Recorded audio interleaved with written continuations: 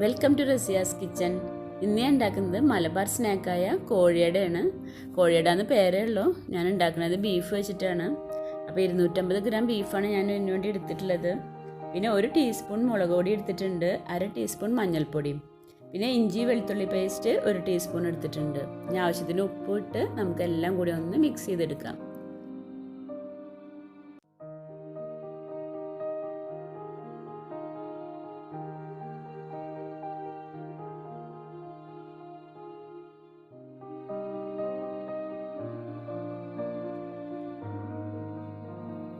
അപ്പോൾ നന്നായി മിക്സ് ആയിട്ടുണ്ട്.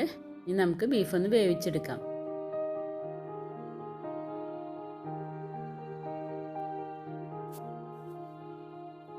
ബീഫ് വേവിക്കാൻ വേണ്ടി ഞാൻ കുക്കറിലേക്ക് ഇട്ടിട്ടുണ്ട്. കുറച്ച് വെള്ളം ഒഴിച്ച് കൊടുക്കുന്നുണ്ട്. ഇനി നമുക്ക് മൂടി വെച്ചൊന്ന് വേവിച്ചെടുക്കാം. ഒരു 3 വിസിലിന് നമുക്ക് ഓഫാക്കാം. വല്ലാതെ വെന്ത് ഉടഞ്ഞു പോകരുത്. അങ്ങനെയാണെങ്കിൽ നമുക്കത് മൊരിയിച്ചെടുക്കാൻ വേണ്ടി പറ്റില്ല. ഒരു 3 വിസിലിന് ഓഫാക്കിയിട്ട് നമുക്ക് നോക്കാം.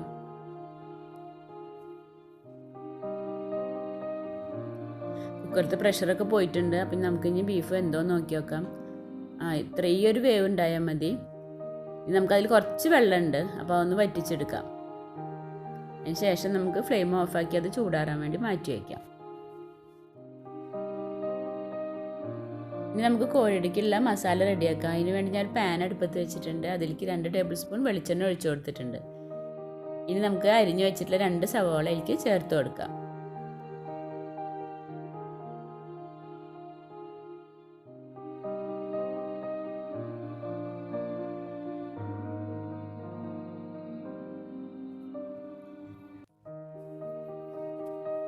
സവാളൊക്കെ ചെറുതായിട്ടൊന്ന് വഴന്നു വന്നിട്ടുണ്ട്. ഇനി നമുക്കതിലേക്ക് ബാക്കി ഇൻഗ്രീഡിയൻസ് ഇട്ട് കൊടുക്കാം. ഞാനിവിടെ 1.5 ടീസ്പൂൺ ഇഞ്ചി വെളുത്തുള്ളി പേസ്റ്റ് എടുത്തിട്ടുണ്ട്, 5 പച്ചമുളക് അരിഞ്ഞെടുത്തിട്ടുണ്ട്, പിന്നെ കുറച്ച് കറിവേപ്പിലും കുറച്ച് മല്ലിയിലും. അപ്പോൾ നമുക്ക് അതും കൂടി അതിൽ ചേർത്ത് കൊടുത്തതിന് ശേഷം ഒന്ന് വഴറ്റിയെടുക്കാം.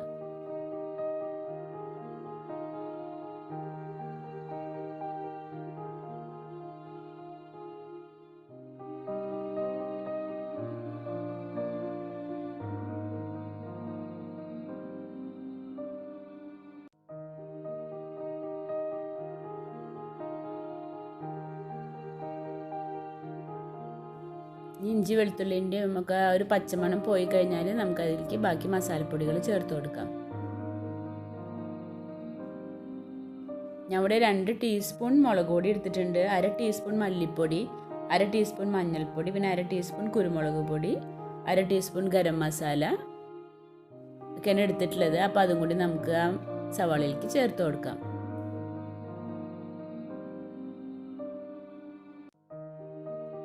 പിന്നെ 1/2 ടീസ്പൂൺ പെരിഞ്ജീരകപ്പൊടിയും കൂടി ഞാൻ ഇട്ട് കൊടുത്തിട്ടുണ്ട് കേട്ടോ. അത് ഞാൻ കാണിക്കാൻ വിട്ടുപോയതാണ്.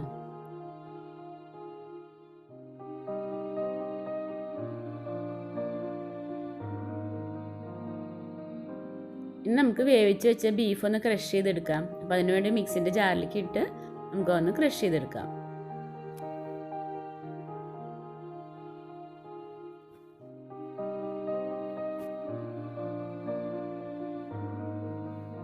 നമ്മളുടെ ബീഫിൻ്റെ വേവൊക്കെ നല്ല പെർഫെക്റ്റ് ആണ്. കണ്ടില്ല, ഇതുപോലെ ഇരിക്കണം നമ്മൾ ക്രഷ് ചെയ്ത് കഴിഞ്ഞാൽ, എന്നാലും നമുക്ക് നന്നായി മൊരിഞ്ഞ് കിട്ടുള്ളൂ. ഇനി ഇത് നമുക്ക് മസാലയിലേക്ക് ഇട്ട് കൊടുക്കാം.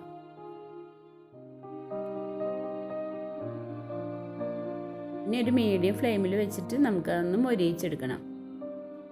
മീഡിയം ഫ്ലെയിമിൽ വെച്ച് നമ്മൾ കുറേ ടൈം എടുത്തിട്ട് വേണം ഇത് മൊരിയിച്ചെടുക്കാൻ.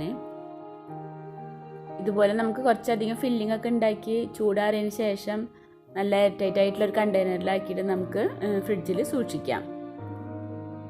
അപ്പോൾ നമ്മൾ മാവൊക്കെ കുഴച്ചുണ്ടാക്കുന്നതിൻ്റെ കുറച്ച് മുന്നേ ആയിട്ട് എടുത്ത് പുറത്ത് വെച്ചാൽ മതി, തണുപ്പ് പോകാൻ വേണ്ടിയിട്ട്. അപ്പോഴും നല്ല ക്രിസ്പി ആയിട്ടിരിക്കും നമ്മൾ കോഴിയുടെ ഉണ്ടാക്കുകയാണെങ്കിൽ.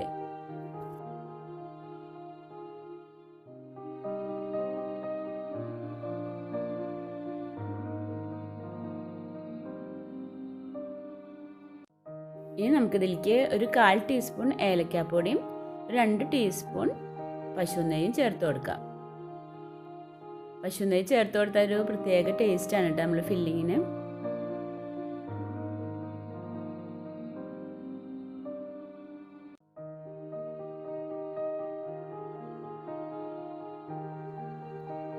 കോഴിയുടെ ഫില്ലിങ് നന്നായി മൊരിയണം കേട്ടോ, അല്ലെങ്കിൽ നമ്മൾ കോഴി ഉണ്ടാക്കി കഴിഞ്ഞാൽ പെട്ടെന്ന് തന്നെ തണുത്ത് പോകും, അങ്ങനെ ക്രിസ്പി ആയിട്ട് ഇരിക്കില്ല.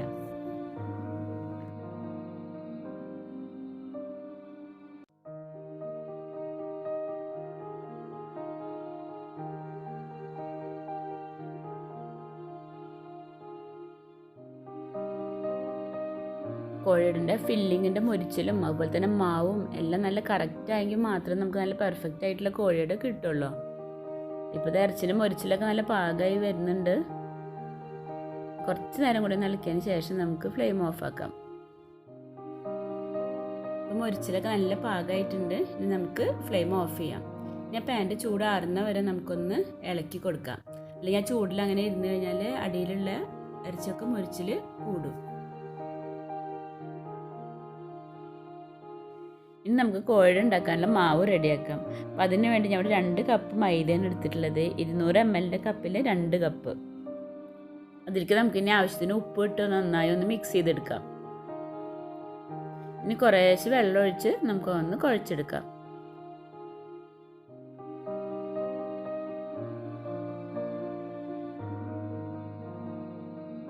ചപ്പാത്തി മാവിനേക്കാളും വെള്ളം കുറച്ചിട്ട് വേണം കേട്ടോ നമ്മൾ മാവ് കുഴച്ചെടുക്കാൻ.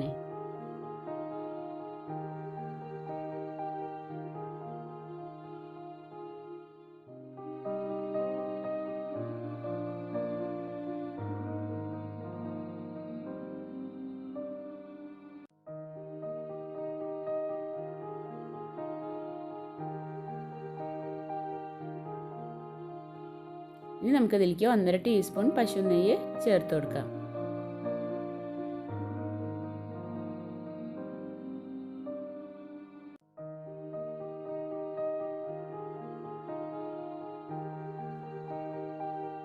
ഇനി കുറച്ചും കൂടി വെള്ളം ഒഴിച്ചിട്ട് നമുക്ക് നന്നായി കുഴച്ചെടുക്കണം. നന്നായി കുഴച്ച് സോഫ്റ്റ് ആക്കണം മാവ്.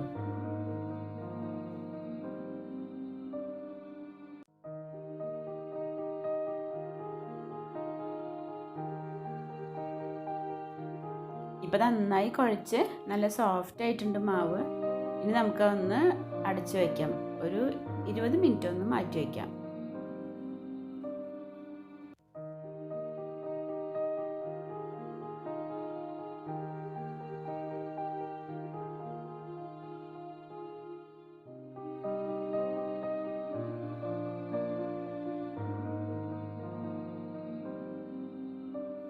അപ്പോൾ മാവൊക്കെ നല്ല സോഫ്റ്റ് ആയിട്ടുണ്ട്. നമുക്ക് ചെറുതായിട്ടൊന്ന് കുഴച്ചിട്ട് നമുക്കത് ഓരോ ബോളാക്കി മാറ്റാം.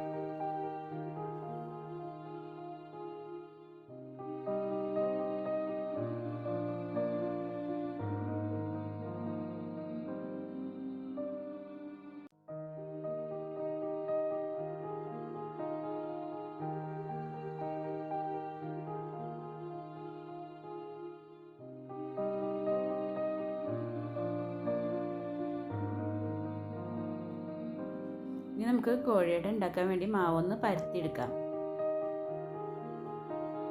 നല്ല കനം കുറച്ച് വേണം പരത്തിയെടുക്കാൻ.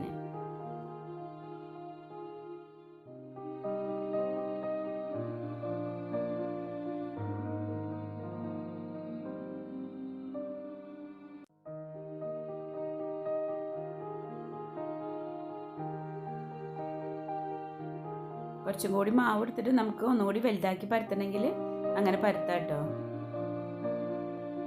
നല്ല കനം കുറച്ച് പരത്തി എടുത്തിട്ടുണ്ട്. ഇനി നമുക്കൊന്ന് മുറിച്ചെടുക്കാം.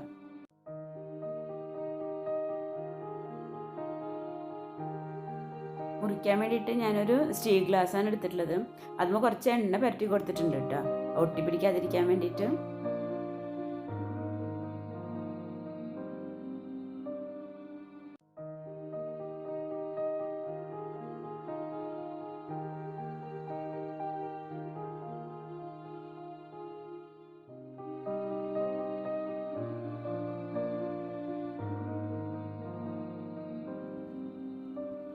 ഇനി മുറിച്ചെടുത്തിട്ടുള്ളതൊക്കെ നമുക്കൊരു പ്ലേറ്റിലേക്ക് മാറ്റാം.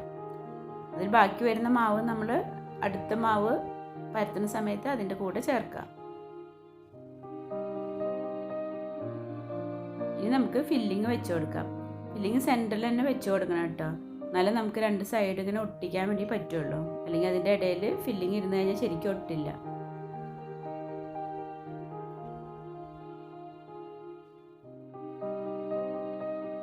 ഇനി നമുക്ക് ഇതേപോലെ ഒന്ന് സൈഡിലൊന്ന് ഇങ്ങനെ ഒട്ടിച്ചു കൊടുത്തതിന് ശേഷം സൈഡിലിങ്ങനെ പിരിച്ചു കൊടുക്കണം. അപ്പോൾ നമ്മളെ ഫില്ലിങ് വെച്ചിട്ടുള്ള എല്ലാതും നമുക്കൊന്ന് സൈഡ് ഒട്ടിച്ചെടുക്കാം.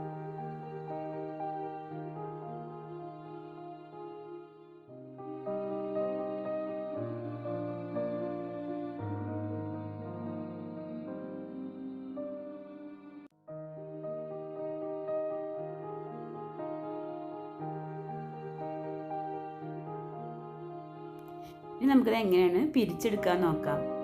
അപ്പോൾ നമ്മളതിൻ്റെ സൈഡിൽ നിന്ന് തുടങ്ങണം. സൈഡിൽ നിന്ന് ചെറുതായിട്ടൊന്ന് പ്രസ് ചെയ്ത് കൊടുക്കുക, എന്നിട്ട് മേലേക്ക് ഫോൾഡ് ചെയ്ത് കൊടുക്കുക.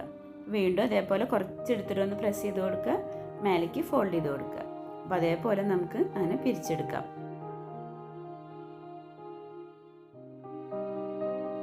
ഇനി ഇതുപോലെ ചെയ്യാൻ ബുദ്ധിമുട്ടാണെന്നുണ്ടെങ്കിൽ നമുക്ക് വേണമെങ്കിൽ ഫോർക്ക് വെച്ചിട്ടും ചെയ്യാം കേട്ടോ. നമ്മൾ വെക്കുമ്പോൾ എപ്പോഴും അവിടെ കുറച്ച് പൊടി തൂവി കൊടുക്കണം കേട്ടോ, അല്ലെങ്കിൽ ഒട്ടി പിടിക്കണം. അപ്പോൾ ഞാൻ ഒരെണ്ണം കൂടി അങ്ങനെ ചെയ്ത് കാണിക്കാം.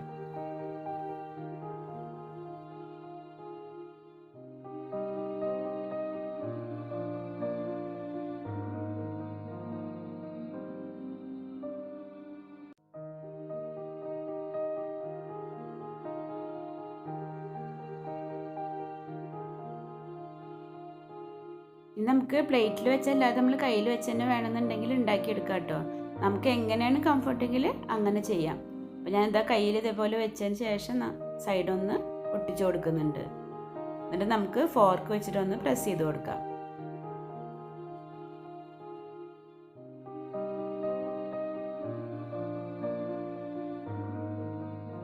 ഇങ്ങനെ ഫോർക്കോട് പ്രസ് ചെയ്തിട്ട് ഉണ്ടാക്കുകയാണെന്നുണ്ടെങ്കിൽ നല്ല ഈസിയാണ്, നമുക്ക് പെട്ടെന്ന് തന്നെ ഉണ്ടാക്കിയെടുക്കാൻ പറ്റും. മറ്റേ പിരിച്ചെടുക്കുമ്പോൾ കുറച്ച് സമയം എടുക്കും, പക്ഷേ കാണാൻ കുറച്ചുകൂടി ഭംഗി ഉണ്ടാവുമെന്ന് മാത്രം.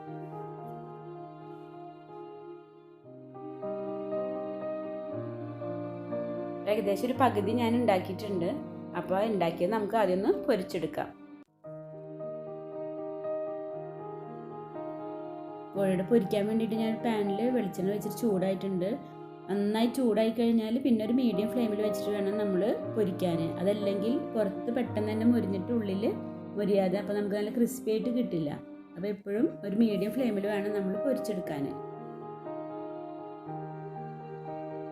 ഇപ്പോൾ ഒരു സൈഡ് ആയിട്ടുണ്ട്, നമുക്കൊന്ന് തിരിച്ചിട്ട് കൊടുക്കാം.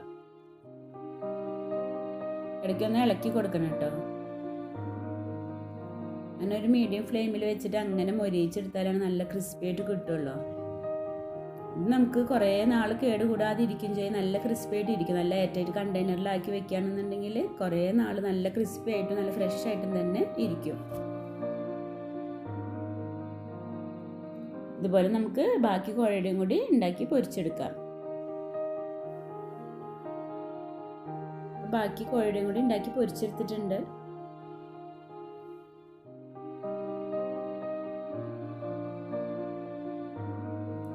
ഇതുപോലെ ടിഷ്യൂ പേപ്പർ വെച്ചിട്ട് എണ്ണ മുഴുവൻ പോയതിന് ശേഷം നമ്മളൊരു കണ്ടെയ്നറിൽ ഇട്ട് വയ്ക്കുകയാണ് നല്ലത്.